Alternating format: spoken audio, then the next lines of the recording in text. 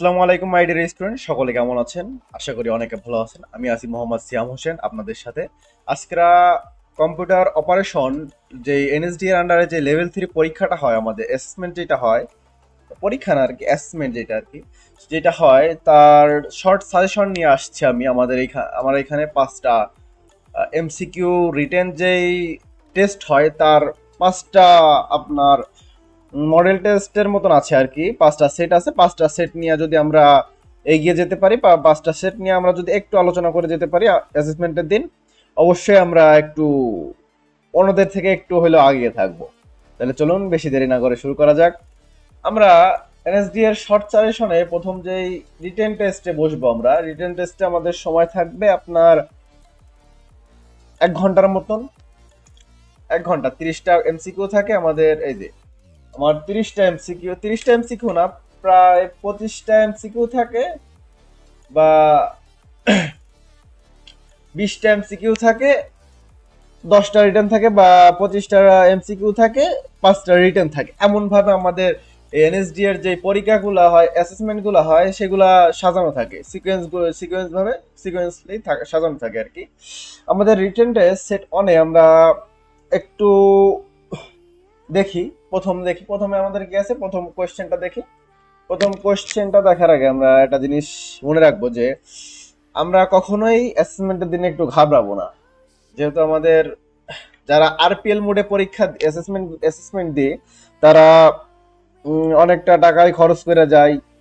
তারপর বা যারা আমরা শর্ট কোর্স করি 3 মাসের, বিভিন্ন প্রতিষ্ঠান থেকে, সরকারি হোক বা বেসরকারি হোক, সেই প্রতিষ্ঠান থেকে আমরা কিন্তু হিউজ একটা পরিমাণ সময় দিই। আমাদের সময় যেটা আছে জীবনের সবচাইতে দামি মূল্যবান জিনিসটা হলো সময়। আমরা সময় যখন দিয়ে দিই, 3 মাস পর বা 4 মাস পর যখন আমাদের অ্যাসেসমেন্ট হয়, সেই অ্যাসেসমেন্টের দিন যদি আমরা নার্ভাস ফিল করি এবং আমরা যদি সেই দিন আমাদের নার্ভাসনেসের জন্য আমরা যদি অ্যাসেসমেন্টে কম্পিটেন্ট না হই বা ফেইল করি, ফেল না, নট ইয়েট কম্পিটেন্ট হয় অ্যাসেসমেন্টে, নট ইয়েট কম্পিটেন্ট হয়, সেক্ষেত্রে আমাদের দুঃখের কিন্তু শেষ থাকবে না। তাই এমসিকিউ যেহেতু আপনার 30টা MCQ plus written short question আপনার 30টা, সেক্ষেত্রে 1 ঘন্টা সময় আছে। আপনি ঠান্ডা মাথায় রিল্যাক্সে লেখা শুরু করবেন। অ্যাসেসর আপনাদের কোনো ধরনের চাপ দিবে না, কারণ তাদেরও একটা গাইডলাইন্স এবং রুলস এবং নিয়ম আছে যে তারা কতটুক করতে পারবে বা কতটুকু আপনাদের শোনাইতে পারবে বা কতটুকু আপনাকে প্রেশার দিতে পারবে। তাদেরও একটা নির্দিষ্ট পরিমাণ বাউন্ডারি আছে, সেই বাউন্ডারির বাইরে সে কোনো কিছুই করতে পারবে না। সেক্ষেত্রে আপনি কোনো সময় নার্ভাস ফিল করবেন না। আর অ্যাসেসরদের সাথে পোলাইটলি ব্যবহার করবেন, যাতে তারাও আপনার সাথে ইন্টারফেয়ার করতে পারে। অ্যাসেসমেন্টে সাহায্য করবেন সবাইকে, অ্যাসেসরদের। যাই হোক, আমরা প্রথমে অনেক কথা বলে ফেললাম। যাই হোক, প্রথমে আমরা শুরু করি। প্রথম প্রশ্নটা আছে কি, in additional to password protection, the hot other security feature can be used in Microsoft Word to restrict editing. Restrict এডিটের ক্ষেত্রে মাইক্রোসফট ওয়ার্ডে আমরা কোন ধরনের পাসওয়ার্ড প্রোটেকশন ইউজ করে থাকি? যে ফিচারটা আছে পাসওয়ার্ড যে প্রোটেক্টের বদলে এডিশনালি তো আমরা মনে করেন পাসওয়ার্ড দিয়ে প্রোটেক্ট করে থাকি। এছাড়াও কোন ফিচারের মাধ্যমে বা কোন অপশনের মাধ্যমে আমরা রেস্ট্রিক্টেড এডিটিং করে রাখতে পারি মাইক্রোসফট ওয়ার্ডে? এটাও একটা আপনার সিকিউরিটি ফিচার, যার মাধ্যমে আমরা কি করতে পারি, ডকুমেন্টটাকে সেভ করতে পারি। সেটা হলো কি, ট্র্যাক চেঞ্জের মাধ্যমে আমরা কি করতে পারি, শুধু পাসওয়ার্ড না, পাসওয়ার্ড বাদেও আমরা আরেকটা সিকিউরিটি আছে, সেটার নাম হলো ট্র্যাক চেঞ্জের মাধ্যমে আমরা আমাদের যে ডকুমেন্ট আছে সেটা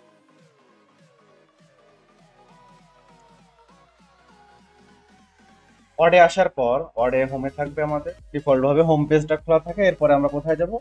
এরপরে আমরা যাব রিভিউতে যাব। রিভিউতে গেলে আমরা কি পাবো? রিভিউতে গেলে আমরা একবারে ডান পাশে একটা প্রোটেক্টের নামে অপশন পাবো, রেস্ট্রিক্টেড এডিট। এখান থেকে দেখেন এডিটিং রেস্ট্রিকশন অ্যালাউ করলে এখানে দেখেন ট্র্যাক চেঞ্জ নামে এই যে বিভিন্ন ধরনের অপশন, কমেন্টস, ফিলিং ফর্মস, তারপরে নো চেঞ্জ রেড অনলি, তারপর ট্র্যাক চেঞ্জ। এই ট্র্যাক চেঞ্জটা অন করার মাধ্যমে আমরা আমাদের যে ফাইলের ডকুমেন্টটা আছে, ওয়ার্ড ডকুমেন্টটা আছে, সেটা আরো একটু সিকিউর করতে পারি। আমাদের সেকেন্ড উত্তরটা কি হবে? সেকেন্ড উত্তরটা হবে বি, ট্র্যাক চেঞ্জ। হ্যাঁ, এরপরে আমরা কি যাই, এরপর আমরা কোথায় যেতে পারি? এরপর আমাদের কি আছে? এরপরে আমাদের আছে suppose you want to create a word document of 2 page, 2 পেজের একটা ওয়ার্ড ডকুমেন্ট তৈরি করতে যদি আমি চাই, 1 পেজ উইল বি পোর্ট্রেট, একটা পেজ হবে পোর্ট্রেট, আর একটা পেজ কি হবে? আর একটা পেজ হবে ল্যান্ডস্কেপে, others will be landscape. One of the page will be portrait and others will be landscape. প্রথম পেজটা হবে হলো আপনার, একটা হবে হলো পোর্ট্রেট, একটা হবে ল্যান্ডস্কেপে। Which on the of below you have to perform. আমি এখানে কোন ফাংশনটা বা কোন জিনিসটা পারফর্ম করলে এইটা আমি যে দুইটা, মানে একটা হবে পোর্ট্রেট, একটা হবে ল্যান্ডস্কেপ, এইটা নিতে পারবো, বা এইটা আমাদের হবে, বা এইটা মানে একটা পোর্ট্রেট হবে, একটা ল্যান্ডস্কেপ হবে, এই কাজটা করতে পারি। আমি একটু যাই হোক একটু অসুস্থ আছি, যেন কথা আমার একটু বেঁধে যাচ্ছে। যাই হোক, একটু কষ্ট করে দেখবেন আর কি। প্রথমে আমরা তাইলে ওয়ার্ডে যাই দেখি কিভাবে করতে পারি। এবার এখানে কি বলছে? Selection break. আমরা যদি সিলেকশন ব্রেক করি তাইলে আমাদের এই জিনিসটা, মানে আমার একটা হবে পোর্ট্রেট, একটা ল্যান্ডস্কেপ, এই যে জিনিসটা, এই কাজটা হবে। সেক্ষেত্রে আমরা একটু করার চেষ্টা করে দেখি। দুইটা পেজ আমি এখানে নিয়ে নিলাম, পাশাপাশি দুইটা পেজ দুইটার কালার চেঞ্জ করে দিই, নাহলে পুরাটাই হোয়াইট আছে, হোয়াইট বোঝা যাবে না। কালার চেঞ্জ করতে গেলে আমরা কোথায় যেতে পারি? ডিজাইনে পেজ কালার আমি একটু ডার্কিশ, এইটা করে দিলাম। এবার একটু হয়তো বোঝা যাচ্ছে, এতক্ষণ হয়তো কালার একবারে সাদার জন্য হয়তো অনেক সময় বোঝা যায় না পেজ দুইটা আছে। দুইটা পেজ নিলাম পাশাপাশি। আমার এই পেজটা, 1 নম্বর পেজটা হবে হলো আপনার পোর্ট্রেট, সেকেন্ডটা হবে ল্যান্ডস্কেপ। আমি ল্যান্ডস্কেপে যাই, প্রথমে লেআউটে যাই, ওরিয়েন্টেশনটা যদি চেঞ্জ করে দেখি তাহলে হয় কিনা? হয় না, কারণ আমার দুইটাই একটা সিলেকশনের মধ্যে আছে। আমরা বুঝবো, আমরা একটা সিলেকশনের মধ্যে আমার দুইটা পেজই আছে, তাই না? আমার একটা সিলেকশনের মধ্যেই দুইটা পেজ আছে। ওরিয়েন্টেশনটা চেঞ্জ করে দিই, এইখান থেকে এন্টার দিলাম। এন্টার না দিয়ে আমি একটু ব্যাকে যাই। আমি যদি এইখানে ব্রেকে যাই কন্টিনিউয়াস করে দিই, ব্রেকে যাই, যে সেকশন ব্রেকে যায় যদি কন্টিনিউয়াস করে দিই, বা নেক্সট পেজ করে দেখি হয় কিনা। নেক্সট পেজ করলে ওরিয়েন্টেশন চেঞ্জ করি, এই দেখেন সেকশন ব্রেকেই যখন যাবো, এই জায়গায় কি বলছে? কোন ফাংশনটা পারফর্ম করলে আমাদের একটা ল্যান্ডস্কেপ একটা পোর্ট্রেট হবে। সেকশন ব্রেক পারফর্ম করলে আমাদের একটা ল্যান্ডস্কেপ একটা পোর্ট্রেট হবে। অনেক সময় এই যে আপনার নেক্সট পেজ করলে, সেকশন ব্রেকের মাধ্যমে নেক্সট পেজ করলে হয় না। সেক্ষেত্রে আমরা কি করতে পারি? আমরা এখানে আইসা আমাদের ব্রেক কন্টিনিউয়াস করে কন্ট্রোল ইন্টার দিয়া একটা নিউ পেজ নিলাম, এই পাশে যায় ওরিয়েন্টেশন চেঞ্জ করে দিলে আমার হয়ে যাচ্ছে। তাহলে আমাদের কি করতে হবে? আমাদের সঠিক উত্তরটা হবে তাহলে কি? সেকশন ব্রেক পারফর্ম করলে আমাদের একটা ডকুমেন্টের মধ্যে, একটা ওয়ার্ড ডকুমেন্টের মধ্যে আমার একটা পেজ পোর্ট্রেট এবং একটা পেজ ল্যান্ডস্কেপে আসবে। এইটা আমাদের অনেক সময় অ্যাসেসমেন্টে প্র্যাকটিক্যাল বা ডেমনস্ট্রেশন যে সাইটটা থাকে সেইটাই আসে, যে প্রথম পেজে আমার একটা ইংলিশ সিভি থাকে এবং সেকেন্ড পেজে একটা বাংলা যেই মেইল মার্জের কাজ থাকে, যেটায় বাংলা একটা মনে করেন চিঠি থাকে, বা একটা দরখাস্ত থাকে, বা একটা নিমন্ত্রণ পত্র থাকে, এরকম একটা কিছু থাকে, যেখানে আমাদের মেইল মার্জ একটা ফাংশন রান করতে হয়, যার মাধ্যমে একটা রেসিডেন্সের মাধ্যমে অনেকরে আমরা একটা ডকুমেন্ট পাঠাইতে পারি। এবার 3 নম্বর প্রশ্নে কি আসছে? কোয়েশ্চেনটা কি আছে? The space between the margin and start of page called, আমরা বুঝানি, প্রশ্নটা বুঝি আর কি, মানে আমরা কাজ করব এবং দেখব। আমরা এমসিকিউ জাস্ট পড়তে আসি না, আমরা একটু বুঝতেও আসছি যে কি হয়, কেন হয়। আমার মনে করেন এই যে লেখাটা, এখানে যে লেখাটা আছে,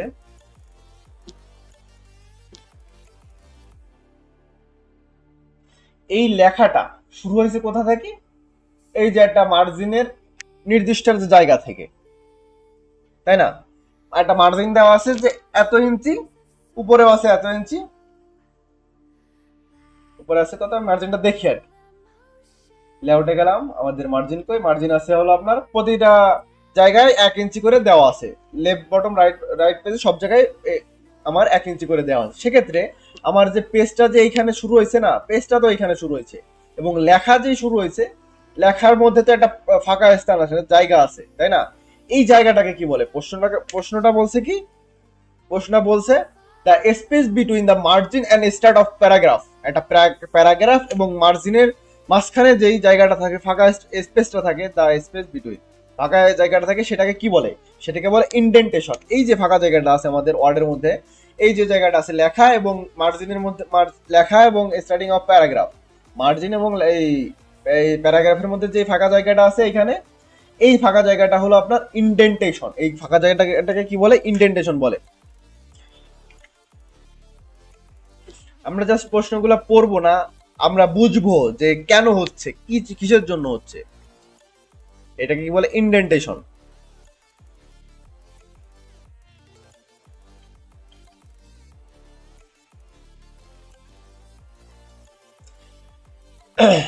এবার 4 নম্বর প্রশ্নটা কি আছে? Which of the function below use to send same letter or different recipients to different recipients. কোন ফাংশনটা ইউজ করলে, আমরা একটা চিঠি ডিফারেন্ট আমার অতিথির কাছে পাঠাইতে পারবো, বা ডিফারেন্ট আমার যেই লোকজন আছে, বা আমি 10 জনকে পাঠাবো, একটা চিঠির 10 জনকে পাঠাবো, কিন্তু একটা চিঠির মধ্যে আমি কাজ করে 10 জনের নাম চলে আসবে আলাদা আলাদা। এইটা হলো মেইল মার্জ। আমি এই মাত্রই বললাম যে কোনো চিঠি আসে, আমাদের যেই কাজটা, আমরা যে কাজগুলো করে থাকি, আমরা অ্যাসেসমেন্টের দিন এই যে ফাংশনটা, একটা পেজ আমার ল্যান্ডস্কেপ হবে, একটা পোর্ট্রেট হবে,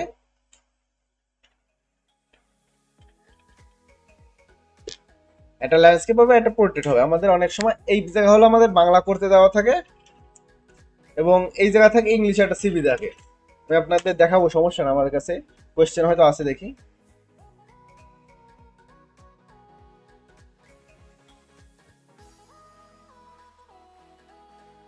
কোয়েশ্চেন এখানে আছে কি? বাংলা আছে তো, হবে বাংলা। আমি দেখি, আমি জাস্ট দেখাই আর কি।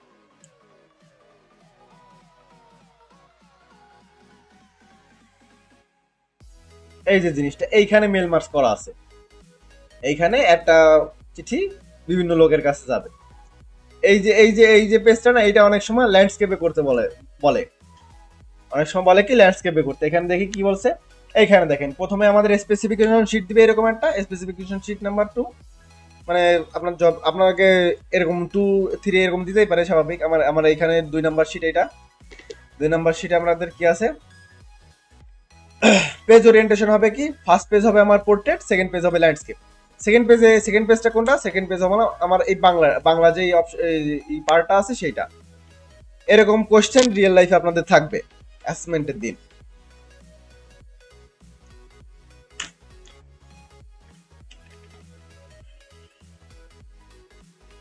আমরা এই ক্ষেত্রে কি করতে পারি, একটা চিঠি বিভিন্ন লোকে পাঠাইতে গেলে কি করতে পারি, আমরা মেইল মার্জ ইউজ করি। মেইল মার্জ আমি একটু দেখাই দিই জিনিসটা। এখানে মেইল মার্জ অপশনটা কোথায় পাবো? রিভিউ মেইলিং এর মধ্যে পাবো আমরা মেইল মার্জ। এই দেখেন স্টার্টিং মেইল মার্জ করলে আমাদের অনেকগুলো অপশন আছে,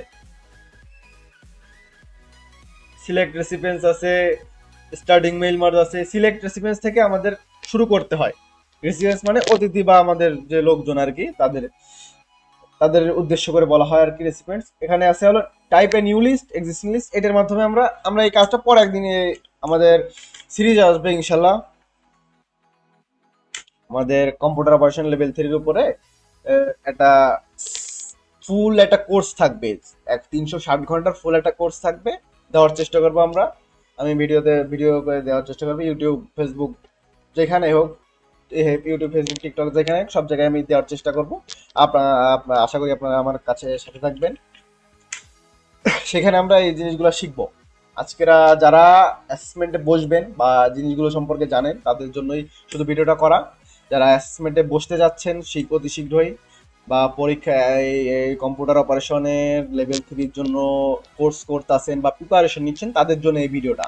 বাট আমরা একটা সিরিজ তৈরি করতে চাচ্ছি যেটা 360 ঘন্টার উপরে একটা কম্পিউটার অপারেশন লেভেল 3 এনএসডি এর আন্ডারে এনএসডি এর ফুল সিলেবাস মেনটেন করে তৈরি করা হবে এবং আপনাদের ফুল এনএসডি এ পাস করার মতন একটা সিলেবাস আমরা তৈরি করবো ইনশাল্লাহ। আশা করি আপনারা আপনার সাথে থাকবেন।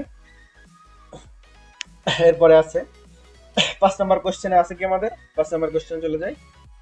If you want to check spelling and grammar errors which key you should have pressed from keyboard। আমাদের লেখালেখির ক্ষেত্রে আমরা যখন ওয়ার্ডে লেখালেখি করি, লেখালেখির ক্ষেত্রে আমাদের অনেক সময় বানান ভুল যায়। এই বানানগুলো চেক করার জন্য আমরা কি ব্যবহার করতে পারি, মানে কোন শব্দ বা কোন কিবোর্ডের শর্টকাটটা ইউজ করতে পারি। সেক্ষেত্রে আমরা যদি F7 চাপ দিই, আমি একটু কিবোর্ডে F7 চাপ দেবো। F7 চাপ দিলে দেখেন এখানে গ্রামার নামে একটা চলে আসছে, only the space between the words better. এখানে এই জিনিসটা চেক করার জন্য গ্রামারের স্পেলিং চেক করার জন্য একটা ডায়লগ বক্স ওপেন হয়ে গেছে। এই ডায়লগ বক্স ওপেন করার শর্টকাট কি F7 যদি আমি চাপ দিই আমার গ্রামার চেকের ডায়লগ বক্স ওপেন হবে। এই শর্টকাট এই কিবোর্ড শর্টকাট নিয়ে অতটাও আলোচনা করা যায় না আর কি, খুব অল্প আর কি। একটা ক্লিক করলে দেখানো যায় বা মাল্টিপল 2টা দিনে কি চাপ দিলে ওই জিনিসটা অপশনটা চালু হয়ে যায়, ওইটা নিয়ে তেমন একটা বলার কিছুই নাই। F7 হলো আমাদের গ্রামার অ্যান্ড গ্রামার ইরোড যেগুলো থাকে সেগুলা চেক করার জন্য যে কিবোর্ডের কিটা চেপে থাকে ব্যবহার করে থাকে সেটা হলো আপনার F7। গ্রামার স্পেলিং ইরোড যেগুলো চেক করার জন্য আমরা কোন কি ব্যবহার করে থাকি, F7 ব্যবহার করে থাকি। এবার 6 নম্বর কোশ্চেনে কি আছে, if you want to place a word with a character that is raised and smaller above the baseline, which one of the below you have performed। কোশ্চেনটা আগে একটু বুঝি যে একটা ক্যারেক্টার বা একটা ওয়ার্ডকে আমি প্লেস করব কোথায়, একটা ক্যারেক্টারের একটু উপরে এবং জিনিসটা যেইটা আমি তুলবো, যে ক্যারেক্টারটা উপরে তুলবো সেটা একটু ছোট হবে বা স্মল হবে, বেজ লাইন যেটা থাকবে সেই বেজ লাইনের থেকে একটু ছোট হবে। তাহলে আমরা যাই একটু ওয়ার্ডে যাই দেখে আসি কেমন হয় বা কেমন জিনিসটা করতে হয়। এই যে জিনিসটা সেইটা আমরা সবচেয়ে ব্যবহার করি কোথায়, আমরা ব্যবহার করি সূত্রের ক্ষেত্রে। যেমন মনে করেন a প্লাস বি তার হোল স্কয়ার যখন আমরা দিব তখন এই স্কয়ারটা উপরে লিখতে হবে, তাই না? এই যে 2 এই যে স্কয়ার সেটা উপরে লিখতে হয়। অনেক সময় কিছু পাওয়ার থাকে যেগুলো নিচে লিখতে হয়। এই উপরে যদি আমি এই 2টাকে দিতে চাই সেক্ষেত্রে আমরা এই দেখেন হোমে গেলে হোম ট্যাবের রিবন ফন্ট রিবনের মধ্যে দেখেন সুপারস্ক্রিপ্ট নামে একটা অপশন আছে, যেটা কন্ট্রোল শিফট প্লাস আইকন চাপ দিলে আমার এটা শর্টকাট কি আমি দেখাই দিলাম, কন্ট্রোল প্লাস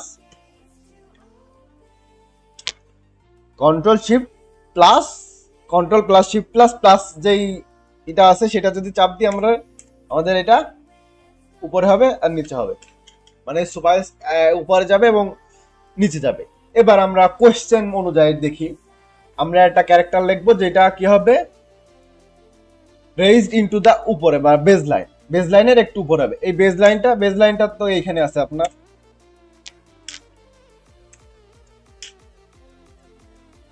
বেজ লাইনের উপরে হবে এবং একটু মানে বেজ লাইনের উপরে হবে এবং ওই যে ক্যারেক্টার ওইটা একটু ছোট হবে। সেক্ষেত্রে আমরা 2 দিই। এইটাকে কি করবো, এটাকে আমি সিলেক্ট করে জাস্ট কি করবো, এই দেখেন ফন্টে সুপারস্ক্রিপ্ট নামে একটা অপশন আছে, সুপারস্ক্রিপ্ট দিয়ে দিলাম।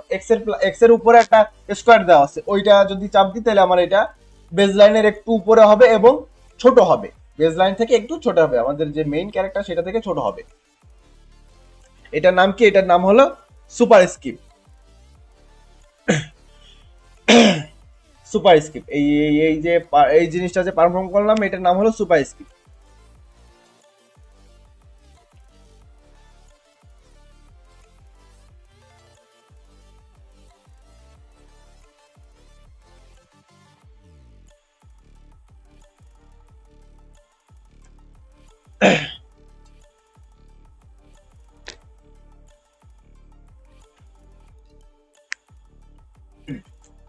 ইন মাইক্রোসফট 7 নম্বর প্রশ্নে যাই আমরা।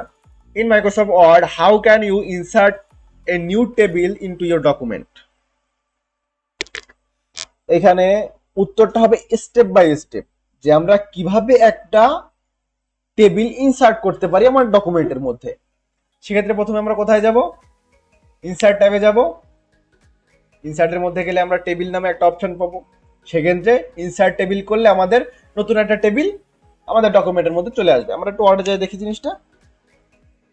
ওয়ার্ডে গেলাম, দিলাম, ইনসার্টে যাব। প্রথমে বলছে কি ইনসার্টে যাইতে, ইনসার্টে গেলাম। এবার টেবিল নামে একটা অপশন আছে, অপশন টেবিলের মধ্যে গেলাম। এবার ইনসার্ট টেবিল নামে একটা টেবিল আছে, ইনসার্ট টেবিল করলাম। এবার কি করলাম, এখানে দেখেন ডায়লগ বক্স ওপেন হয়েছে। আমাদের কয়টা কলাম এবং কয়টা রো লাগবে। কলাম কি এবং রো কি আমরা একটু বুঝি। কলাম হলো আপনার লম্বালম্বি ভাবে যেটা থাকবে সেটা হলো কলাম, এবং আড়াআড়ি ভাবে বা আমাদের গ্রাম অঞ্চলে যেটা বলি আমরা রুয়ো, মানে ঘরের যে রুয়ো, মানে চালের একটু নিচে যেই বাঁশটা দেওয়া থাকে সেটাকে রুয়ো বলে। সেইটা অনুযায়ী যদি আমরা দেখি, আমাদের উপরে এই যে জায়গাটা আছে সেটা আমাদের রুয়ো, আর এইটা হলো কলাম। আমাদের ঘরে চাল আছে, কি চাল আছে এখানে, হোম, ইনসার্ট, ড্র, ডিজাইন, এইগুলো আছে আমাদের চালের যে নিচের যে বাঁশটা সেইটা। সেক্ষেত্রে আমরা রো বুঝতে পারছি, রো হলো আমাদের এই যে ঘরের যে চাল সেটা। রো নেব 3টা, আমরা কলাম নেব হলো 5টা। কলাম কি আমাদের লম্বা লম্বি যেগুলো আসে, ইনসার্ট করলাম। এই যে আমাদের কলাম, এই যে আমাদের রো।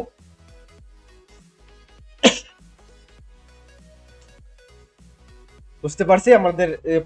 আমাদের যেই স্টেপ গুলো থাকবে সেগুলো হলো ইনসার্টে যাব, টেবিলে যাব, টেবিল থেকে ইনসার্ট টেবিল করলে আমাদের যে কটা লাগে সেটা করলে হচ্ছে। আমরা এখানে চলে যাই, insert table, insert table, okay. এবার 8 নম্বর প্রশ্নে যাই। What is the advantage of saving document in RTF file format. RTF file ফরম্যাটের এখানে ফুল ফর্মও দিয়েছে, rich text format. Rich text format এইটার মানে এইটার অ্যাডভান্টেজ কি? অ্যাডভান্টেজ হলো আপনি যখন এই ফাইল ফরম্যাটে আপনার ডকুমেন্টটা সেভ করবেন, তখন এই রিচ টেক্সট ফরম্যাট এইটা আপনার যেই ডকুমেন্ট থাকবে সেটাকে প্রিজার্ভ করবে বিভিন্ন কমপ্লেক্স যেই ফরম্যাটিং, সেই ফরম্যাটিং এর মাধ্যমে, যার কারণে আপনার যে ফাইলটা থাকবে সেইটা অনেকটা সিকিউরড হয়ে যাবে। এটার কাজ, এটার অ্যাডভান্টেজ কি? এইটার অ্যাডভান্টেজ হলো এটা এই এই যে আরটিএফ, সেটা আরটিএফ ফাইল ফরম্যাট, এটা হলো আপনার খুব কমপ্লেক্স ভাবে আমাদের ফাইলটা সেভ করে রাখে। আমাদের রিচ টেক্সট ফাইল ফরম্যাট যেটা আছে সেটার মাধ্যমে আমাদের কি হয়, আমাদের অ্যাডভান্টেজ কি? অ্যাডভান্টেজ হলো আমাদের এই যে ফাইল ফরম্যাট আছে এটা খুবই কমপ্লেক্স ফরম্যাটিং এর মাধ্যমে আমাদের ফাইলটাকে বা ডকুমেন্টটাকে অনেকভাবে অনেক সিকিউরলি প্রিজার্ভ করে রাখে, বা সাজিয়ে গুছিয়ে রাখে আর কি, সংসারের মতন, নিজেদের সংসারের মতন গুছিয়ে রাখে। এরপরে কি আছে, which of the following keyboard command is use to decrease font size by 1 point. মানে কোন কিবোর্ড শর্টকাট ইউজ করলে আমার এক পয়েন্ট ছোট হবে ফন্টের সাইজ, সেটা হলো 1 পয়েন্ট ছোট হবে, 1 পয়েন্ট, জাস্ট 1 পয়েন্ট ছোট হয়ে যাবে। সেটা কি? সেটা হলো কন্ট্রোল প্লাস সেকেন্ড ব্র্যাকেট মানে প্রথমটা আর কি। যাই হোক আমি দেখি এখানে TOMAL তমাল। এবার কি করি, এবার এটাকে সিলেক্ট করলাম, সিলেক্ট করে আমাদের দেখি এখানে কত আছে, 20 দেওয়া আছে। সেক্ষেত্রে আমি কি করব, কন্ট্রোল প্লাস সেকেন্ড ব্র্যাকেট চাপ দিব,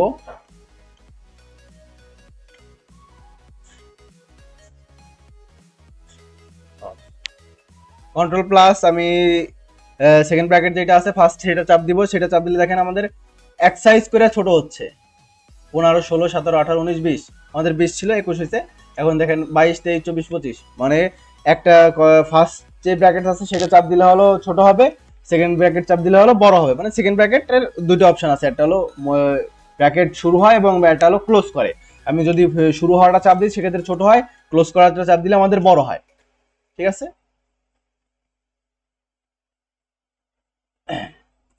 কন্ট্রোল প্লাস, এখানে প্রশ্ন কিন্তু আমরা দুইটা উত্তর মানে মানে দুইটা প্রশ্নের উত্তর পেয়ে গেলাম। সেই প্রথমে হলো একটা ডিক্রিজ আর একটা হলো ইনক্রিজ। ডিক্রিজ করব কি দিয়া, সেকেন্ড ব্র্যাকেটের শুরু হওয়াটা দিয়া, মানে যেটা দিয়ে শুরু হয়, এবং ইনক্রিজ হয় কোনটা দিয়ে, সেকেন্ড ব্র্যাকেটের মানে শুরুটা দিয়ে, মানে সেকেন্ডটা দিয়া, বা যেটা দিয়ে আমাদের শেষ হয়, সেকেন্ড ব্র্যাকেটটা শেষ হয়। এবার 10 নম্বর দেখি। 10 নম্বরে the total number of row in worksheet, total number of row in worksheet. যারা এক্সেল করছে তাদের এইটা হলো এক্সেলের প্রশ্ন, আমরা একটু দেখি আর কি। Total number of row in ওয়ার্কশিটে কয়টা রো আছে, সব মিলিয়ে কয়টা রো আছে। এখন দেখি আমরা একটু এক্সেলে যাই। রো, আমাদের রো গুলা গুনছিলাম কি, এই যে এইগুলো আমরা রো গুনছিলাম না, এই যে এই যে এই যে এই যে এই যে এই যে এই যে গুনছিলাম, এই যে 1 2 3 4 5, এই যে দেওয়া আছে, এইগুলো হলো রো। এন্ড রো দেখি আনলিমিটেড যায় কিনা, ওইখানে দেখি ওখানে কত দেওয়া যায়, কত বলছিল 1 লক্ষ, উত্তরে কি বলছে দেখি আর কি, 1,48,573। আমরা 77 দিয়ে দেখবো, 1,47,48,576 দিয়ে দেখবো। আমরা সেল অ্যাড্রেসটা দেই 1048 576 দিয়ে দেখবো। 77 হয় না, তাহলে এই 76 দেখে হয় কিনা, 76। এই যে আমাদের লাস্ট কলাম, লাস্ট রো আছে কি, 1,48,000 না, 48,576, 77টা না 76টা। তাহলে উত্তর কি হবে, আমাদের 1,48,576টা কলাম আছে, যেটা আমরা লাইভ এখন কিন্তু দেখে নিলাম এক্সেলে, যে আমাদের কয়টা রো আছে। আমাদের এর নিচে কিন্তু আর কোনো রোই নাই, আমাদের 1,48,546টার পর আর কোনো রো নাই। আমাদের রো সংখ্যা তাহলে এক্সেলে কত, এক্সেল বা ওয়ার্কশিটে কি, ওয়ার্কশিটে আমাদের রো সংখ্যা কত, 1,48,576টা। এরপরে আমরা চলে যাই 11 নম্বরে, which of the following is not an essential component to create mail merge. কোনটা এসেনশিয়াল কম্পোনেন্ট নয় মেইল মার্কস তৈরি করার ক্ষেত্রে, মেইল মার্কস তৈরি করার ক্ষেত্রে আমাদের কোনটা এসেনশিয়াল নয়। আমরা ওয়ার্ডে চলে যাই, ওয়ার্ডে এইটার সলিউশন একটু দেখবো আমরা, মানে আজকেরা যা আছে পুরোপুরি ভাবে 30টাই খুব ভালোভাবে দেখবো আমরা। মেইল মার্জে যাব, মেইলিং এ গেলে আমরা পাই যাব। প্রথমে আমাদের একটা মেইল মার্জ করতে গেলে আমাদের কি কি লাগে আগে দেখতে হবে। কি কি লাগে, প্রথমে একটা ডাটা লাগে, আমাদের কি কি ডাটা আছে সেই ডাটাগুলো লাগে, মানে কাদের ডাটা আছে, মানে আমরা যাদের নিয়ে কাজ করব বা যাদের পাঠাবো সেটা তো আপনার লাগবেই, তাদের ডাটাগুলো লাগবে। মেইন ডকুমেন্ট সোর্স, আপনি যে ডাটাগুলো তৈরি করবেন, আপনি যে 5 জনকে পাঠাবেন, 5 জনের নাম, বাড়ি, ঠিকানা, এগুলা একটা সোর্স লাগবে, মানে মেইন ডকুমেন্ট লাগবে, মেইন ডকুমেন্ট করা লাগবে। এরপরে কি লাগবে, মার্কস ফেলটা আমরা একটু দেখবো।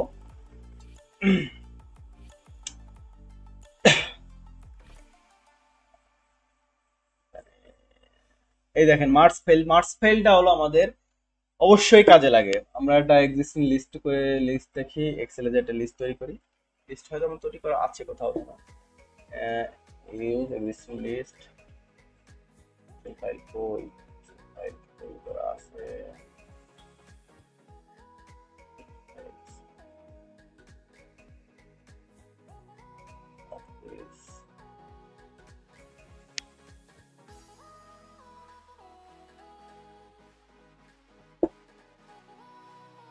আমরা সিলেক্টেড ইভেন্টস থেকে এক্সিস্টিং লিস্টে যাব, লিস্টে যাই আমাদের এক্সেল যে ফাইলটা থাকবে সেটা আমরা নিয়ে নিব, নিলাম, এই যে শিট ওকে করলাম। এবার দেখেন আমাদের ইনসার্ট মার্কস ফেল চলে আসলো। ইনসার্ট মার্কস ফেল ছাড়া আমরা কোনো কাজই করতে পারবো না। সেক্ষেত্রে আমরা মনে করেন নাম লাগবে, এনএমই, আমার এখানে নাম বসবে FATHER name, father's name,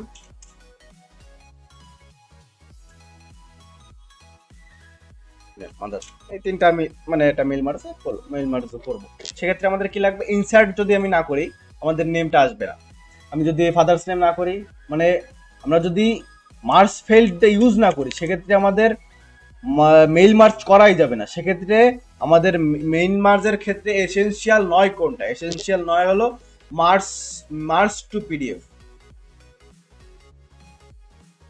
merge two PDF এইটা আমাদের এসেনশিয়াল নয় বা গুরুত্বপূর্ণ নয়, এটা আমাদের না লাগলেও চলে, বা এইটা ছাড়া আমরা একটা মেইল মার্জের কাজ আমরা সহজেই করতে পারি। এই যে মার্জ টু পিডিএফ এটা এসেনশিয়াল নয়, কিন্তু এসেনশিয়াল প্রথমে কি কি আছে, এসেনশিয়াল আমাদের কি কি পড়বে, এসেনশিয়াল পড়বে হলো আপনার মেইন ডকুমেন্ট সোর্স তৈরি করা লাগবে এক্সেল একটা, সেক্ষেত্রে এরপরে কি লাগবে, যে যাদের যে রেসিপিয়েন্টসগুলার তৈরি করব আমরা, সেই রেসিপিয়েন্টসগুলার ই লাগবে, ডাটা লাগবে, সোর্স ডাটা লাগবে আমাদের, মেইন সোর্স লাগবে, এবং মার্জ ফেইল্ড এই জিনিসটা লাগবে। মার্জ ফেইল্ড না হইলে আমরা মেইল মার্জ করতেই পারবো না। সেক্ষেত্রে আমাদের এসেনশিয়াল নয় কোনটা, এসেনশিয়াল নয় হলো মার্জ টু পিডিএফ একবার লাস্টের দিকে, মানে আমাদের মেইল মার্জ যখন করা হয়ে যাবে তখন হলো আমাদের এর কাজ লাগে। আচ্ছা ঠিক আছে, আমরা এখন 12 নম্বর কোশ্চেনটা দেখি। You want to run MS Word using run command, which of the following text you should write in run command। আমরা রান কমান্ড কি চিনি, অনেকেই চিনি না। রান কমান্ড হলো আমরা উইন্ডোজ প্লাস আর কি যেটা আছে সেটা যদি চাপ দিই, আমাদের এই যে একটা রান নামে একটা ডায়লগ বক্স ওপেন হয়, এইটা হলো আপনার রান কমান্ড দেওয়ার একটা ডায়লগ বক্স, বা এটাই বলে, এইটাকেই রান বলে আর কি, MS Word রান কমান্ড। এই এবার কি করব, এবার হলো আমাদের MS Word এর ওপেন করব। MS Word এইখান থেকে আমরা ডিরেক্টলি ওপেন করব। কিভাবে ওপেন করব, এইখানে দেখেন ওয়ার্ড EXE আছে, word.exe আছে, ওয়ার্ড 356.exe আছে, এই কয়টা এরকম লেখা আছে, ওয়ার্ড EXE লেখা আছে। এই লেখাগুলোর মধ্যে কোনটা যদি আমি লিখি এইখানে, তাহলে ডিরেক্টলি আমাদের ওপেন হবে। তাহলে আমি word.exe দিয়ে কি দিয়ে দেখি আর কি, word.exe এন্টার দিলাম, হয় না।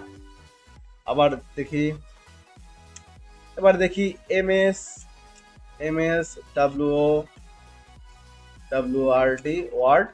word.exe এন্টার দিলাম, এইটাও নেয় না। সেক্ষেত্রে আমরা এই প্রথম যেই দেওয়া আছে এইটা একটু দিয়া দেখি হয় কিনা, মানে চেষ্টা করি, তো হোক বা না হোক চেষ্টা তো করি, চেষ্টা করি। আমরা রান কমান্ডে চলে যাই, রান কমান্ডে গেলাম, এখানে গেলাম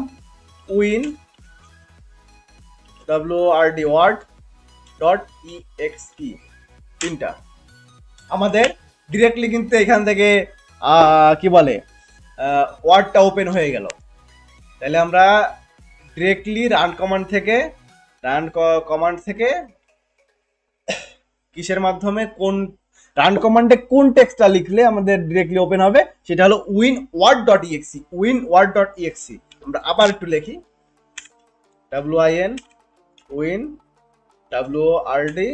word.exe, মানে আপনারা যদি লেখেন পরবর্তীতে ওটা শর্টকাট হিসেবে সামনে চলে আসে। এন্টার দিলাম, চলে আসলো। এবার আমরা আরেকটু মজার জিনিস দেখবো, এখানে ট্রাই করবো আর কি, win.excel না win.pdx,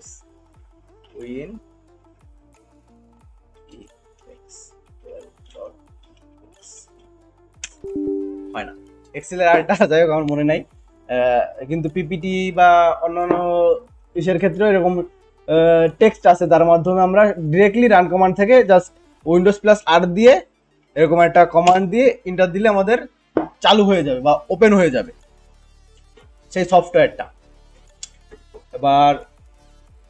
এবার আমরা যাই 13 নম্বর প্রশ্নে। 13 নম্বর প্রশ্নে কি আছে, which of the keyboard shortcut to start slide show in PowerPoint প্রেজেন্টেশনে যদি আমরা স্লাইড শো ওপেন করতে চাই, সেক্ষেত্রে কিবোর্ডের কোন কি চাপ দিলে, কোন বাটন চাপ দিলে আমাদের স্লাইড শোটা ওপেন হবে।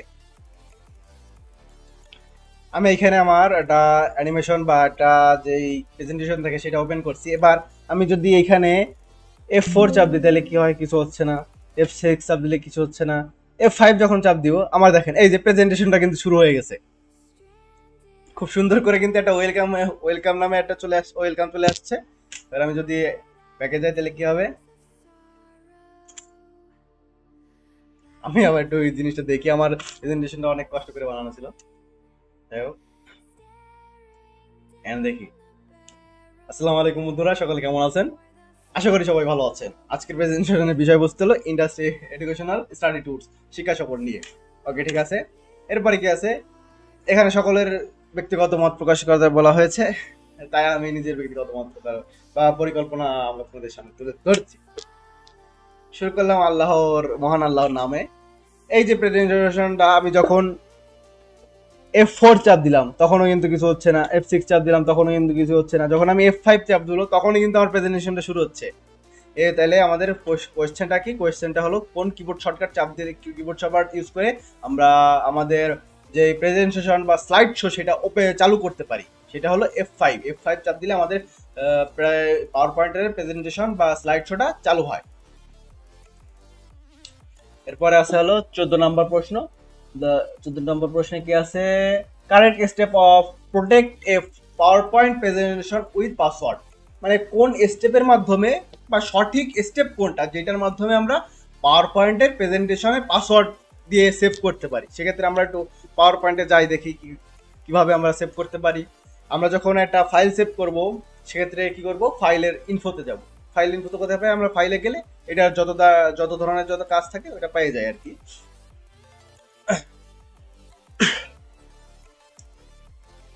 ফাইলসে গেলাম, ফাইলসে যায় অপশন,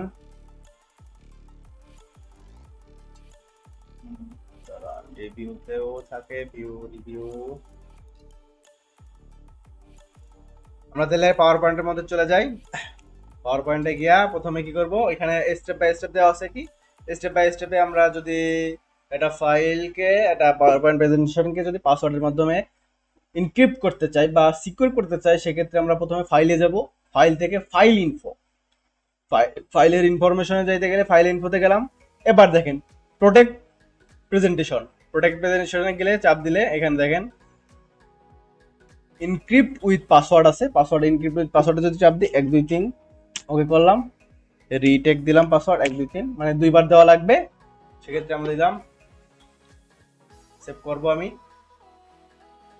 এবার যদি আমার এই যে ফাইলটা ছিল, এই ফাইলটা যদি আমি ওপেন করতে যাই, প্রথমেই কি যাবে, প্রথমেই পাসওয়ার্ড যাবে 1 2 3। আমরা তাইলে পাসওয়ার্ড কিভাবে, এটা প্রেজেন্টেশনে কিভাবে পাসওয়ার্ড দিব, প্রথমে হলো প্রথমে ফাইলে যাব, তারপরে ইনফোতে যাব। ফাইলের মধ্যে ইনফো থাকবে, এরপরে হলো প্রোটেক্ট পাওয়ার প্রেজেন্টেশন, এরপরে হলো ইনক্রিপ্ট উইথ পাসওয়ার্ড। এই স্টেপটা ফলো করলে আমরা একটা ডকুমেন্টকে, একটা পাওয়ার পয়েন্ট প্রেজেন্টেশনকে পাসওয়ার্ডের মাধ্যমে সংরক্ষিত করতে পারি বা সেভ করতে পারি। এরপরে আছে আমার 15 নম্বর প্রশ্ন, সেকেন্ড পেজ 15 নম্বর প্রশ্ন, what is the default file name in MS Excel? MS Excel এর ডিফল্ট ফাইল নেম কি? ডিফল্ট ফাইল নেম আমরা একটা ব্ল্যাঙ্ক পেজ নিয়ে করতে পারি। ডিফল্ট ফাইল নেম দেখার জন্য আমরা কি করতে পারি, একটা ব্ল্যাঙ্ক পেজ নিলাম, এটাকে সেভ দিব। সেভ দিতে গেলে এই জায়গায় দেখেন কি আছে, সেভ যদি দিই, আমার সেভটা হয়েছে কোথায়, এটা লোকেশন কি আছে, লোকেশনটা আমি চেঞ্জ করতে চাই। সেভ, এই সেভ অ্যাজ, এটা হলো ডকুমেন্টের মধ্যে সেভ করব।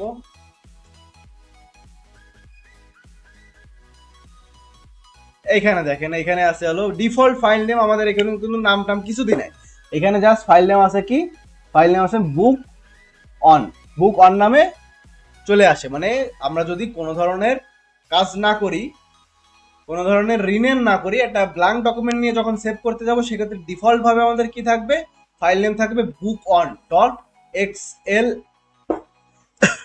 xlsx।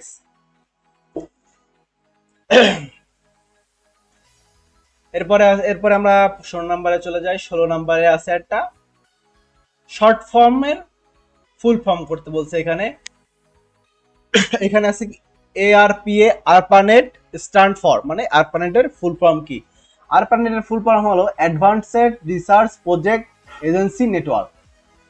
Advanced research project agency network, মানে এইটা এখানে তো আর কোনো কিছু বোঝানোর না, এইটা জাস্ট এই ফুল ফর্মটাই আপনারা একটু মনে রাখবেন। এখানে দুই তিন রকমের ফুল ফর্ম দেওয়া আছে, বাট এই যে কিছু বানান বা অন্য কিছু দেখেন ভালো করে ই করেন, বানানে হালকা একটু চেঞ্জ করে দিবে, মনে হবে যে বানানে হালকা একটু চেঞ্জ করা, কিন্তু বেশি ই করা না, অনেক একবারে অন্য কিছু দেওয়া এরকম না, জাস্ট বানানে দুই একটা চেঞ্জ করে দেওয়া। এই যে ফুল ফর্ম গুলো থাকে এটা একটু ক্রিটিক্যাল হয়ে যায়, এটা খুবই কঠিন হয়ে যায় আমাদের ক্ষেত্রে, আমাদের মনে রাখার ক্ষেত্রে, যার কারণে আমাদের এই ফুল ফর্ম গুলো একটু ফোকাস করা দরকার প্রথম দিকে, পরবর্তীতে আমাদের আশা করি মনে থাকবে, সবারই মনে থাকে আর কি। এবার 17 number, a dash is a central device that divides a network connection among server device, মানে একটা সেন্ট্রাল জিনিস থাকবে, সেটার নাম এখানে উল্লেখ করে নাই, যেটা ডিভাইড করবে নেটওয়ার্কে বিভিন্ন আলাদা আলাদা ডিভাইসের মধ্যে, সেটার নাম কি? সেটার নাম হলো হাব। হাবের মাধ্যমে আমরা একটা নেটওয়ার্ক থেকে, একটা কানেকশন থেকে অনেকগুলা ডিভাইসে, মানে ওই ইন্টারনেটটা আমরা পৌঁছায় দিতে পারি, বা ওই নেটওয়ার্কে পৌঁছায় দিতে পারি কিসের মাধ্যমে? হাবের মাধ্যমে। 18 নাম্বার, মানে এইগুলো হয়তো মনে করেন অতটাও না, মানে যেগুলো দেখানোর, আমি সেগুলো দেখাই দিচ্ছি, যেগুলো দেখানোর না বা দেখানোর সুযোগ মানে নাই আর সেগুলো আমি দেখাচ্ছি না, যেগুলো মনে করেন প্র্যাকটিক্যালি দেখানো যায় ওয়ার্ডে বা এক্সেলে, সেগুলো আমি দেখাই দিচ্ছি, যেগুলো দেখানোর মতন না, জাস্ট এমনি মুখস্থ করা সেগুলা বা রিডিং করা, সেগুলো আমি মানে বলে যাচ্ছি, যেগুলো দেখানো সেগুলো দেখাবো। অনেকে বলতে পারে যে ভাই আপনি এইগুলো দেখালেন, এইগুলো দেখাইলেন, এইগুলো দেখাইলেন না কেন? ভাইয়া ওইগুলা দেখানোর মতো না। যাই হোক, 18 নম্বরে যাই, how many pins does in RJ45 connector contain না, এই যে কানেক্টর হবে RJ45 কানেক্টর হলো আমাদের যে ইথারনেট কেবলটা থাকে, সেটা হলো RJ45 বলে, ওইটাকে RJ45 বলে, RJ45 নামে আমরা চিনি। এটার এই পিনের মধ্যে কয়টা, মানে এটার মধ্যে কয়টা পিন থাকে? 8টা পিন থাকে। আমি একটু ইন্টারনেট থেকে যদি দেখাই দিতে পারতাম ভালো হইতো, একটু যাই আমি ইন্টারনেটে যাই। এবার দেখেন আমাদের RJ45 কানেক্টরটা ঠিক এরকম, আমাদের যারা ওয়াইফাই বা ব্রডব্যান্ড ইউজ করি তাদের অনেকের বাসায় তারা অনেক দেখছেন আর কি। যাই হোক, এখানে দেখেন RJ45 যে কানেক্টরটা থাকে, এটা হলো RJ45 কানেক্টর। এই কানেক্টরের মধ্যে পিন থাকে কয়টা? 1টা 2টা 3টা 4টা 5টা 6টা 7টা 8টা পিন থাকে। আমাদের এখানে কয়টা পিন থাকে? 8টা পিন থাকে। এই প্রশ্নটা ঠিক এটাই বলছে যে আমাদের আমাদের RJ45 কানেক্টরের মধ্যে কয়টা পিন থাকে, কয়টা পিন রয়েছে বা আছে, মোট 8টা। মানে আমরা জাস্ট এটা কমন প্রশ্নের মতন আর কি। এরপরে আছে কি?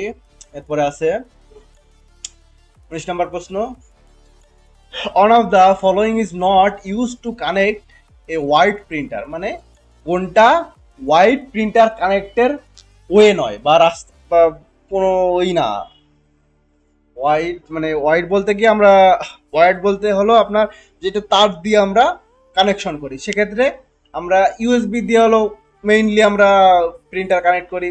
তারপর ইথারনেট দিয়ে আমরা সাম প্রিন্টার যেগুলো আছে আলাদা, মানে যেগুলা নেটওয়ার্কিং এর মাধ্যমে প্রিন্টার কানেক্ট করা যায়। ইথারনেট হলো আপনার RJ45 যে কানেক্টরটা বললাম ওই রকম আর কি, কানেক্টরের মাধ্যমে আমরা প্রিন্টার কানেক্ট করি। এরপর আছে প্যারালাল হলো আপনার ওই ইসের মতনই, ইউএসবি এবং ইথারনেটের মতনই, মানে ওয়ার্ড আর কি, মানে তার মাধ্যমে এইগুলা কানেক্ট করা হয়। বাট এই যে ম্যাক অ্যাড্রেসটা দেওয়া আছে বা আইপি অ্যাড্রেসটা দেওয়া আছে, এটা কিন্তু আপনার হোয়াইট কানেকশন না, এটা হলো আপনার এইটা হলো আপনার যে প্রিন্টারগুলোই ওয়্যারলেসলি ফাইল ট্রান্সফার করার মাধ্যমে প্রিন্ট করা যায়, সেইগুলোর ক্ষেত্রে হলো এই ধরনের আপনার আইপি ব্যবহার করা হয়। যেহেতু এইটা ওয়্যার্ড নয়, ওয়্যারলেস, সেক্ষেত্রে উত্তর এইটাই হবে যে ওয়্যার্ড নয় কোনটা? এই আইপি অ্যাড্রেসটা। একটু পানি খেতে গেছিলাম। এবার 20 নম্বর প্রশ্নটা সহজ, wifi stand for wifi stand for মানে ওয়াইফাই পূর্ণরূপ কি, ওয়াইফাই পূর্ণরূপ হলো আপনার ওয়্যারলেস ফিডেলিটি। এখানে দুইটা তিনটা অপশন আছে, ওয়্যারলেস ফাউন্ডেশন ফাংশন আছে, নন ওয়্যারলেস ফাংশন আছে, ফাংশনই আছে, বাট আমার যে উত্তরটা হবে সেটা হলো ওয়্যারলেস ফিডেলিটি। মানে এটা জাস্ট সহজ আর কি, এগুলো সহজ আর কি, লাস্টের থেকে সহজটাই দিছে এরা। 21 নাম্বার আছে কি, রাইট মানে রাইট ডাউন দ্য ইওইজা ইন বিজয় ইউনিকোড, মানে ইউনিকোড ব্যবহার করে বিজয়ের ইউনিকোডের মাধ্যমে আমরা কিভাবে ইওইজা লিখতে পারি, সেটা হলো ইও প্লাস জ, মানে যারা বাংলা টাইপিং করি বা বাংলা টাইপ সম্পর্কে একটু জানে তারা এটা সহজেই উত্তর করতে পারবে। এবার কিছু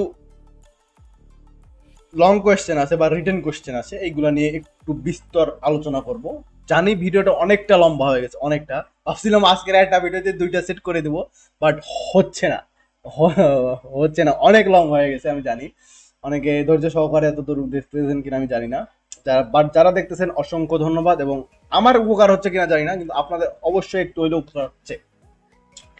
22 নম্বর প্রশ্ন, what is application software? Application software কি? Application software are customized software designed for personal use. Personal ইউজের ক্ষেত্রে যে এই সফটওয়্যারগুলো মানে ডিজাইন করা হয় বা তৈরি করা হয় সেটা হলো আপনার বেসিক্যালি সেইগুলো হলো আপনার application software. This type of software help user for performing basic tasks such as online research, setting and alarms, designing or even playing games. In the application software runs in the front end and mostly used by the end user. Therefore, these are also called end user programs. এই যে software সেগুলো আমরা user programs নামেও ডাইকা থাকি, এবং এইটা কি কি ক্ষেত্রে ব্যবহার করা, এটা অনলাইন রিসার্চ, বিভিন্ন সেটিংস, অ্যালার্মস, ডিজাইনিং মানে গ্রাফিক্যাল ডিজাইনিং, এবং প্লেইং গেমস খেলার জন্য আমরা ব্যবহার করে থাকি। মানে এই বেসিক্যালি ইউজার ফ্রেন্ডলি করার জন্য যেই সফটওয়্যার বা যেই প্রোগ্রামটা ব্যবহার করে থাকি সেটা হলো আপনার অ্যাপ্লিকেশন সফটওয়্যার। অ্যাপ্লিকেশন সফটওয়্যারের মধ্যে আমরা কি কি করি, বেসিক টাস্ক করি, নর্মাল যেই বেসিক টাস্ক থাকে সেইগুলো আমরা সম্পন্ন করি। নর্মাল টাস্ক আমরা এই একটু ভিডিও দেখা, একটু ব্রাউজিং করা, একটু নেটে ফেসবুকে কথা বলা, ফেসবুকে পোস্ট দেখা, রিলস দেখা, হ্যান ত্যান হাবি যাবি। অনলাইন রিসার্চ এই পার্টগুলো পরে অনলাইন রিসার্চের মধ্যে। এবার আছে কি সেটিং অ্যান্ড অ্যালার্ম। অনেকে আমরা কাজ করি সেটিংস, মানে আমরা ল্যাপটপ ইউজ করি, বিভিন্ন শিডিউল করে থাকে আমাদের মনে করেন একটা অ্যালার্মস বসায় রাখি যে আমরা 1 ঘন্টায় শুধু ল্যাপটপে থাকবো, এরপরে আর করবো, এরপরে আমি ল্যাপটপ থেকে বিরতি নিয়ে নিব। যারা অফিসিয়াল কাজ করি তাদের ক্ষেত্রে এটা অনেকটা কাজে লাগে, অ্যালার্ম সেটিংস অ্যান্ড অ্যালার্মস। এরপর আছে ডিজাইন, যারা আমরা ডিজাইনার আছি, যারা আমরা গ্রাফিক্যাল ডিজাইনার আছি, গ্রাফিক ডিজাইনার আছি বা গ্রাফিক্যাল কাজ বাজ করে থাকি, তাদের ক্ষেত্রে ডিজাইনিং করে থাকি। ডিজাইনিং যে সফটওয়্যারগুলো আছে সেইগুলোকেও অ্যাপ্লিকেশন সফটওয়্যার বলে। ইভেন আমরা যারা একটু খেলাধুলা প্রেমী আছি, গেম খেলতে পারি, গেম খেলতে চাই, ফ্রি ফায়ার বলেন, পাবজি বলেন, কল অফ ডিউটি বলেন, ক্লাশ অফ ক্লান বলেন, অনেক গেমস আছে যারা আমরা পিসিতে খেলে থাকি। এই যে গেমসের যে সফটওয়্যারগুলো আছে সেইগুলোকে বলে অ্যাপ্লিকেশন সফটওয়্যার। আবার এইগুলাকে আমরা কি বলে ডাকতে পারি, ইউজার প্রোগ্রামস নামে আমরা এগুলোকে ডেকে থাকি। কথা কি এটা হয়তো একটু বুঝতে কষ্ট হয়েছে এবং প্রশ্নটা অনেক বড়। আমরা এটাকে বাংলায়ও মিনিং করে লিখতে পারি যে অ্যাপ্লিকেশন সফটওয়্যার হলো এমন সফটওয়্যার যেটা পার্সোনাল ইউজের জন্য ব্যবহার করা হয়। এরপরে কি করতে পারি, এটা আমাদের কি কি কাজ হবে, সাধারণ কাজ যেমন ইন্টারনেট ব্রাউজিং, অ্যালার্মস, ডিজাইনিং মানে ডিজাইন তৈরি করা, গেম খেলা, এইগুলোর ক্ষেত্রে আমরা ব্যবহার করে থাকি। এরপরে আরেকটা বলতে পারি পয়েন্ট, সেটা হলো আমরা এইটাকে শুধু অ্যাপ্লিকেশন সফটওয়্যার নামে বলি না, আমরা এটাকে ইউজার প্রোগ্রামস নামেও জেনে থাকি বা এই ইউজার প্রোগ্রাম নামেও ডেকে থাকি।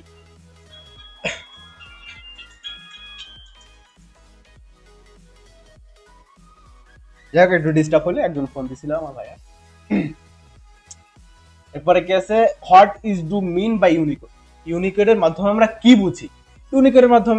Unicode is international character encoding standard that provide unique number of every character across language and script, making almost all characters as a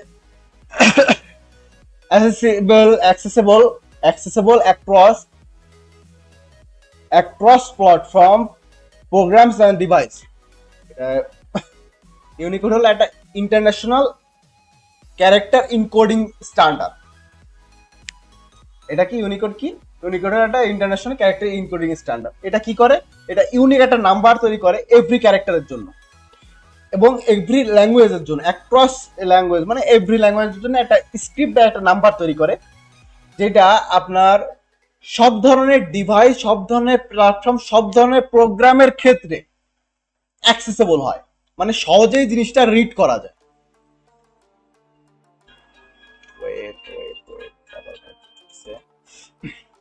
একটু অসুবিধা হয়েছিল।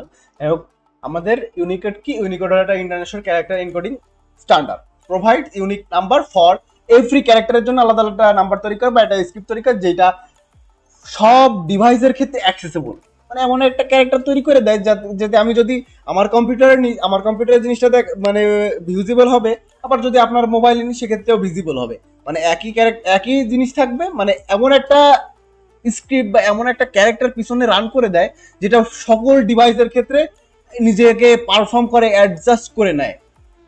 এটা হলো ইউনিকোড। ইউনিকোড আপনি যদি মোবাইলে টাইপ করেন, আমার পিসিতেও আমি দেখতে পারবো, পিসিতে যখন কপি করে নিয়ে আসবো তখনও সেটা ইউনিকোডেই থাকবে। আমি যদি আরেকজনকে পাঠাই, সে যদি ম্যাক ইউজ করে সেক্ষেত্রেও ইউনিকোড থাকবে, সেও বাংলা পড়তে পারবে। মানে জিনিসটা অসাধারণ। ইউনিকোড হলো খুবই একটা ভালো একটা জিনিস। এখানে আমরা বাংলা যেহেতু বললাম, আপনারা জাস্ট এটা সেরকম ভাবে নিজেদের মতন করে অ্যাডজাস্ট করে লিখে নেবেন।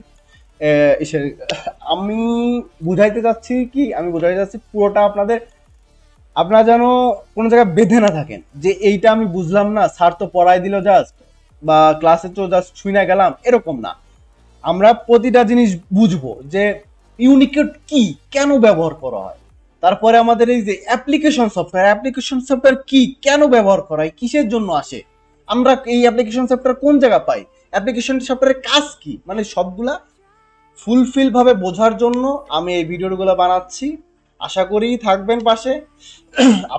আশা করি আমিও হয়তো ভুল হইতেই পারে, যেহেতু মানুষ, হয়তো ভুল হবে, ক্ষমার দৃষ্টির দিকে দেখবেন। যদি ভুল হয় অবশ্যই সংশোধনের সুযোগ করে দিবেন, আপনারা নোট করে দিবেন যে ভাই এইটা ভুল হয়েছে, আপনার এইখানে ভুল হয়েছে, যাই হোক চেষ্টা করবেন আমার ভুলগুলো শুধরে আপনাদের নিজের ভুলগুলা, আমারও ভুল যেন শুধরায়, আপনাদেরও ভুল যেন ঠিক হয়ে যায়, আপনারাও যেন নতুন কিছু শিখতে পারেন, এই আর কি। এবার 24 নাম্বার, write down the 10 cloud storage service name. 10টা cloud storage service name just লিখতে হবে। এটা মনে করেন মুখস্থ করতেই হবে। সিনকম আছে, পি ক্লাউড আছে, আই সিসি ড্রাইভ আছে, মেগা আছে, আই ড্রাইভ আছে, ওয়ান ড্রাইভ আছে, গুগল ড্রাইভ আছে, কর্ফ আছে, ড্রপ বক্স আছে, মানে এইগুলা জাস্ট মুখস্থ করতে হবে। এরপর আছে হোয়াট ইজ দ্য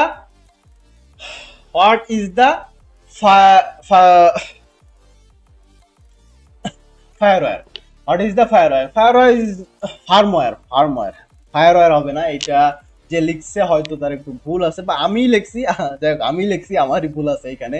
ফার্মওয়্যার হবে, FARM, ফার্মওয়্যার হবে answer. What is the firmware? Firmware কি? Firmware is known as percentage software of instruction stored in the motherboard. Firmware হলো এমন একটা পার্মানেন্ট সফটওয়্যার যে বা ইনস্ট্রাকশন যেটা স্টোর থাকে কোথায়? মাদারবোর্ডে অর রোমে। বা মাদারবোর্ড নয়তো রোম ছোট্ট একটা চিপের মতন, যেটা আমাদের মাদারবোর্ডে সেট করা থাকে। অনেক সময় আমাদের যেই হার্ড ড্রাইভ থাকে, SSD থাকে, এইগুলোর মধ্যে ছোট্ট একটা রোম থাকে, যে অন্য কেউ যেন ওই জিনিসটা ব্যবহার না করতে পারে। অফ দ্য কম্পিউটার সিস্টেমের রোমের মধ্যে বা মাদারবোর্ডের মধ্যে থাকে।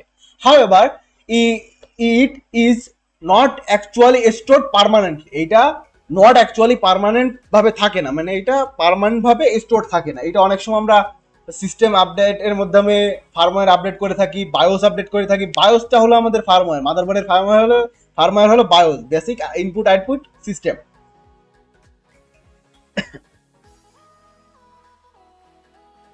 বেসিক ইনপুট আউটপুট সিস্টেম হলো আমাদের বায়োস। এইটার মাধ্যমে এইটাই হলো প্রথমেই আমরা মাদারবোর্ডের মধ্যে পাই। এই বায়োসের মাধ্যমে কিন্তু আমরা সব ধরনের কাজ করে থাকি। মানে আমাদের বায়োসটা হলো আমাদের সিস্টেম সফটওয়্যার এবং আমাদের যেই এই কম্পোনেন্ট আছে সেগুলোর মধ্যে একটা গ্রাফিক্যাল যেই মানে যোগাযোগ আর কি সেটা তৈরি করে দেয়। এরপরে আছে কি permanently as the current computer system allows user to update firmware using firmware updater। Firmware আপডেটারের মাধ্যমে আমরা কি করে থাকি, ফার্মওয়্যার আপডেট করে থাকি। অনেক সময় আমাদের বায়োস আপডেট চাই, যাদের কম্পিউটার ইউজ করেন দীর্ঘদিন ধরে বা ল্যাপটপ ইউজ করে থাকেন দীর্ঘদিন ধরে, ল্যাপটপ ইউজ করে আছেন, তারা কিন্তু এই বায়োস সম্পর্কে একটু হলেও জানে। বা আমাদের কিন্তু এই বায়োস নিয়ে একটু হলেও প্যারা খাইতে হয়েছে যারা ল্যাপটপ বা ডেস্কটপ ইউজ করি। খুবই প্যারা খাইতে হয় বায়োস নিয়ে, যদি আমাদের বায়োস মাইর খেয়ে যায় বা বায়োস আপডেট চায় সেক্ষেত্রে। এরপরে 26 নম্বরে কি আছে, how can you remove manual page break in MS Word. Manually আমরা পেজ ব্রেক করতে পারি কিভাবে, ম্যানুয়ালি পেজ ব্রেক করতে পারি কিভাবে, place the cursor just before the manual page break, press the backspace and delete. মানে page break করতে হলে আমরা কি করতে পারি, হয়ে গেল ওয়ার্ড নি ব্ল্যাঙ্ক ডকুমেন্ট। আমরা যখন দুইটা পেজ নিব, এই যে দুইটা পেজ নিলাম না, দুইটা পেজ নিয়ে এবার মনে করেন এই জায়গায় কি করো, পেজ ব্রেক করবো। এই জায়গায় জাস্ট কার্সরটা নিয়ে ব্যাক স্পেস দিলে আমাদের পেজ ব্রেক হয়ে যায় ম্যানুয়ালি করতে চাইলে। মানে এটা সহজ, এটা আপনাদের ক্লাসে হয়তো দেখাই দেওয়ার কথা, বা এটা মানে তেমন একটা কি বলে কাজের কিন্তু আমরা ওইরকম ভাবে মানে করতে করতে ইসের মধ্যে চলে আসে, মানে করতে করতে হয়ে যায় আর কি। এটা অত বোঝানোর কিছু নাই এখানে। এরপরে এসে যাই, এরপরে what does collate option in printing setting do. মানে কোলেট যে অপশনটা আছে সেটা প্রিন্টিং সেটিং এর মধ্যে কি করে। এই যে কোলেটটা অপশন, আমরা যারা প্রিন্টার নিয়ে কাজ করি, আমাদের যারা একটু যারা ফটোর দোকানে কাজ করি তারা হয়তো এটা বিষয় জানি, বাট আমরা যারা এমনি কম্পিউটারের বেসিক ইউজ করি তারা হয়তো জানি না, বা প্রিন্ট যারা আমরা করি না তারা এই সম্পর্কে জানি না। কালেক্ট হবে আমার, আমি যাই হোক আমি লেখছি হয়তো বানান ভুল হতে পারে। কালেক্ট যে অপশনটা আছে সেটা প্রিন্টিং মধ্যে কি কাজ করে, ইট অ্যারেঞ্জ প্রিন্টিং কপিজ। মানে প্রিন্টিং যে কপিজ গুলো আছে সেগুলোকে কি করে, sequentially order when printing multiple copies in a document. মনে করেন আমরা 5টা পেজ বা 10টা পেজে একটা ডকুমেন্ট যখন প্রিন্ট করি তখন সিকুয়েন্টলি এটা সিকুয়েন্টলি অর্ডার করে রাখে যে এই প্রথম ফার্স্ট পেজের পর সেকেন্ড পেজের পর থার্ড পেজের পর ফোর্থ পেজ, এইভাবে মাল্টিপল কপি প্রিন্ট করার সময় সিকুয়েন্টলি এটা সাজায় রাখে। কালেক্টর কাজ কি, কালেক্টর কাজ হলো অ্যারেঞ্জ করে রাখা প্রিন্টের কপিগুলো। এরপরে কি আছে, what is the shortcut key of hyperlink, creating hyperlink create করার শর্টকাট কি কোনটা, এখানে এই প্রশ্নটাই করা হয়েছে। হাইপারলিংক আমরা অনেকেই কাজ করার সময় ব্যবহার করে থাকি, অনেকে থাকি না, কারণ হাইপারলিংকটা একটু অনেকে পড়ায় না বা করায় না আর কি। হাইপারলিংকটা কি, হাইপারলিংকটা হলো মনে করেন আমি এই যে নাম আছে এই নামে যদি চাপ দিই, এই নামে চাপ দিলে আমার একটা ছবি ওপেন হবে। সেক্ষেত্রে কন্ট্রোল+K দিয়ে দেখি, কন্ট্রোল+K দিলেই দেখেন এই জায়গায় আমার টেক্সট টু ডিসপ্লে, এই ডিসপ্লেতে মানে এই টেক্সটে ডিসপ্লে করবে কি আমার হোয়াটসঅ্যাপের একটা ইমেজ, হোয়াটসঅ্যাপের ইমেজটা আমি এইখান থেকে ব্রাউজ করি, দেই কই টার্গেট ফ্রম, ওকে আমি এখান থেকে কই গেল এমনি কি, এই যে ডকুমেন্টে গেলাম, ডকুমেন্ট বা আমার ডাউনলোডস, এখানে পিকচার্স এইটাই দিয়ে দিই। এখানে যদি আমি এখন চাপ দিই, কন্ট্রোল চাপ দিলে আমার একটা এই যে ছবিটা এটা ওপেন হবে।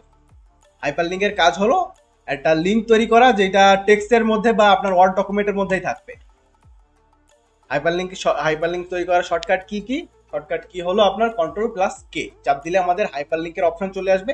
আমরা জাস্ট আমাদের যেটা লাগবে, যেই ছবি বা যেই টেক্সটটা যা লাগুক ওইখান থেকে যা মানে অনেক কিছু অ্যাড করা যায়। আপনি যদি ভিডিও অ্যাড করতে চান ভিডিও অ্যাড করতে পারবেন, যা ইচ্ছা তাই করতে পারবেন আপনি কন্ট্রোল+K দিয়া।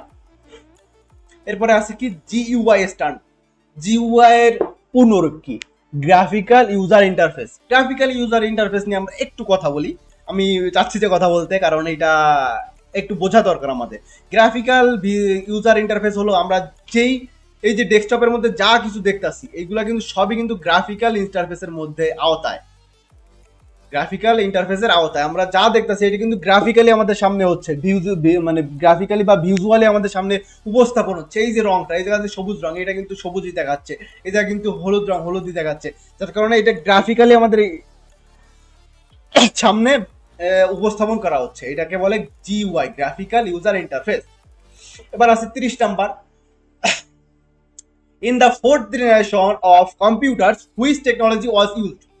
ফোর্থ জেনারেশন যে কি বলে কম্পিউটার আছে সেটা কি কিসের মাধ্যমে বা এইটার মধ্যে কোন টেকনোলজি ইউজ করা হচ্ছে? এখানে ইউজ করা হচ্ছে very large scale integrated VLSI circuit. VLSI circuit, very large scale integrated circuit. যাই হোক, আজকের মতো এইখানেই শেষ করতে চাচ্ছি, কারণ ভিডিওটা অনেক লম্বা হয়ে গেছে। আশা করি আপনারা মনোযোগ সহকারে দেখেছেন, হয়তো কিছু হলে শিখছেন। কতটুকু পারছি জানি না, যদি ভুল ত্রুটি হয়ে থাকে ক্ষমা দৃষ্টিতে থাকবেন। আসসালামু আলাইকুম, এই পর্যন্তই। আশা ভালো থাকবেন, নিজের খেয়াল রাখবেন, সবার খেয়াল রাখবেন। আল্লাহ হাফেজ।